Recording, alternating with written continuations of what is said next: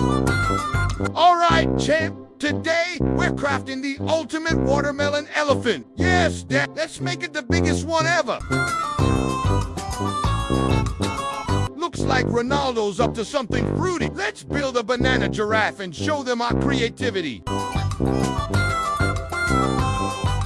Behold, the magnificent watermelon elephant. And here's our towering banana giraffe.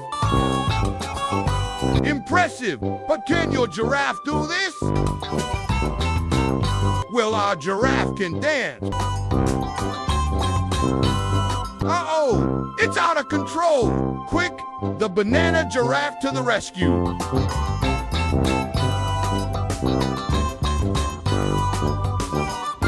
Well, that was a splashy surprise indeed. Who knew fruit could be so entertaining?